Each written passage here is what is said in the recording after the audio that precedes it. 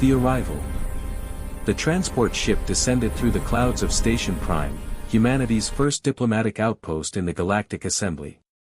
Commander Marcus Webb stood at the viewing port, watching the massive structure grow larger as they approached. Behind him, 3 people waited in silence. They wore simple black uniforms with no visible weapons, no armor, nothing that suggested they were military personnel at all.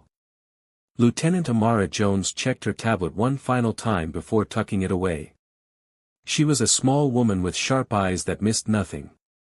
Next to her stood Sergeant David Park, a quiet man who preferred listening to speaking. The third guard was Corporal Elena Ruiz, whose calm demeanor hid years of training that few beings in the galaxy could match. The ship docked with a gentle thud. Marcus turned to face his team and gave them a simple nod. They understood. This mission was about showing strength through peace, about proving that humanity deserved a place among the stars. The doors opened and they stepped into a world that did not want them there. Station Prime was enormous. The main corridor stretched for kilometers, filled with creatures from dozens of worlds. Some walked on 2 legs like humans. Others floated in containment fields or slithered across the polished floors. The air smelled strange, a mixture of alien atmospheres and recycled oxygen. Everywhere Marcus looked, he saw weapons. The Krell carried energy rifles that hummed with barely contained power. Their crystalline bodies reflected the station lights, making them look like walking diamonds covered in sharp edges. They were tall, nearly 3 meters, and they made sure everyone knew they were dangerous. The Vorn were different but equally intimidating. They resembled huge bears but walked upright and wore armor that could withstand plasma fire. Each Vorn guard carried a hammer-like weapon that could crush metal with a single blow.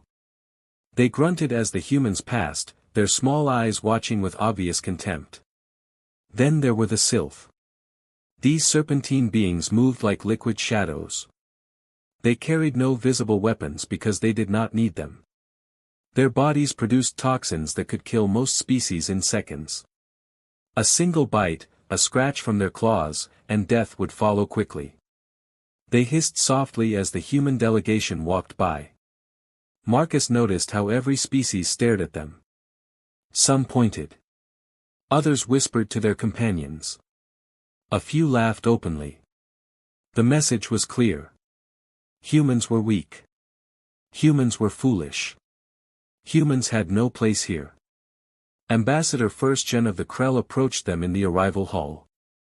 He was the current leader of the Galactic Assembly, a position that rotated among the founding species.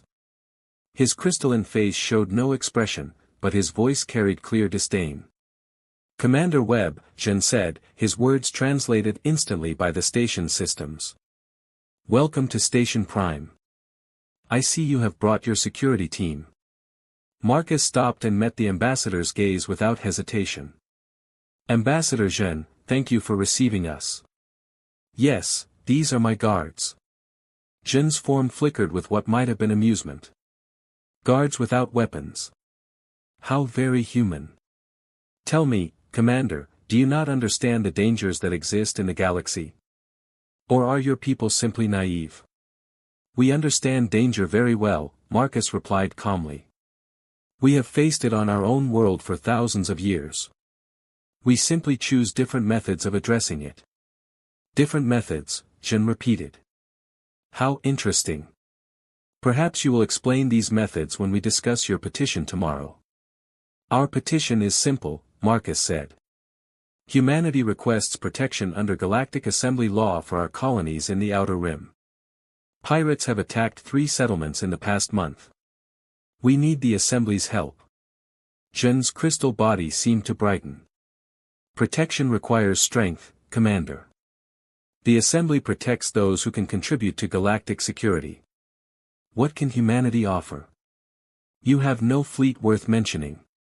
Your technology is generations behind ours. Your soldiers carry no weapons.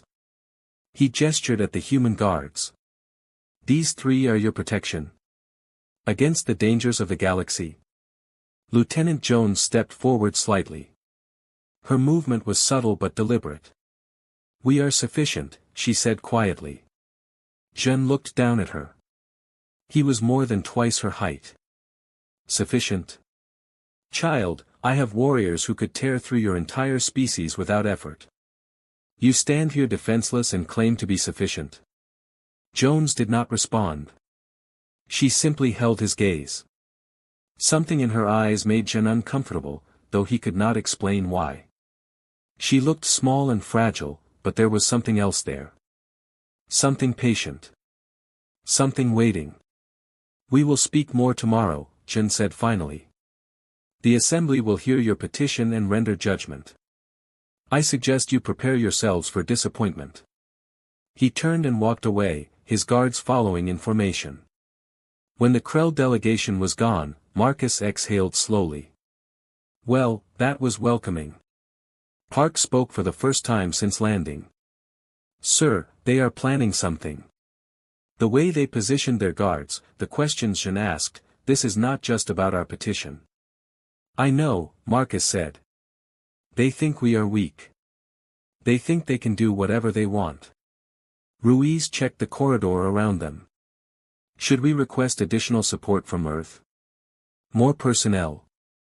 Marcus shook his head. No. We came here to show that humanity can be trusted. That we can work within the system. If we show up with a military force, we prove their point. We prove we are just like them. But we are not like them, Jones said softly. And tomorrow they are going to learn that. The four humans walked toward their assigned quarters. Around them, aliens continued to stare and whisper. None of them understood what they were looking at. None of them knew the truth about Earth or the people who came from that small blue world. Tomorrow, the Galactic Assembly would make a decision about humanity's future. But they would make that decision without understanding who they were dealing with. Marcus knew that was dangerous. Not for humanity. For them. The Chamber of Judgment. The assembly chamber was designed to intimidate. It rose like a cathedral of metal and light, with seats arranged in ascending circles that made speakers at the center feel small and exposed. Holographic displays floated in the air, showing translations in hundreds of languages.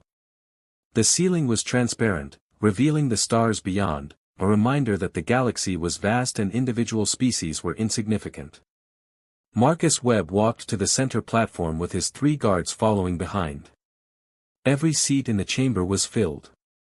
Representatives from 40 species watched as the humans took their position. The air felt heavy with anticipation. Something was happening here, something beyond a simple petition hearing. Ambassador Jean stood at the high seat, his crystalline body catching the light and throwing rainbow patterns across the walls. This session will address the petition from Earth, he announced. Commander Marcus Webb requests assembly protection for human colonies in the Outer Rim. However, before we discuss this petition, the assembly must address a larger concern. Marcus felt his stomach tighten. This was not part of the agenda. The Outer Rim has become unstable, Jean continued. Multiple species have established colonies there without proper authority. Resources are being wasted. Conflicts arise daily. The assembly has determined that reorganization is necessary. Murmurs spread through the chamber. Some delegates looked surprised.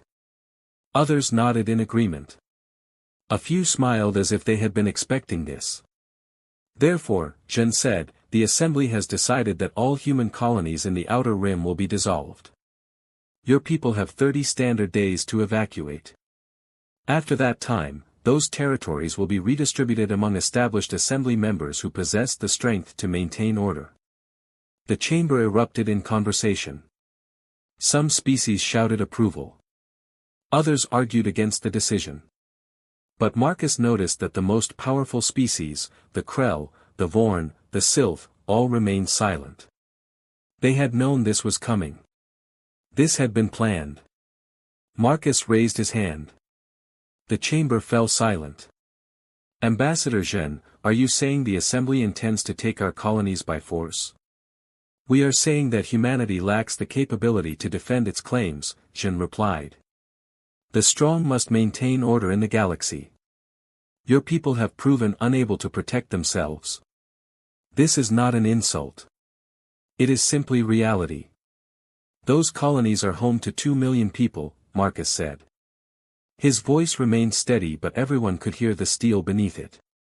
We will not abandon them. Zhen's crystal form flickered with something like satisfaction. Then you reject the Assembly's decision? We do. The chamber went silent.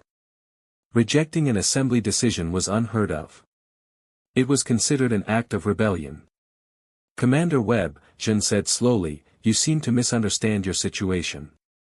You stand in the heart of galactic power with 3 unarmed guards. 40 species surround you, many of whom possess weapons that could destroy your entire planet. And yet you reject our authority? We reject theft disguised as authority, Marcus said. We came here seeking cooperation. We came in good faith. We will not reward that faith being broken. Zhen raised one crystalline arm. Perhaps you need a demonstration. Perhaps you need to understand what power truly means.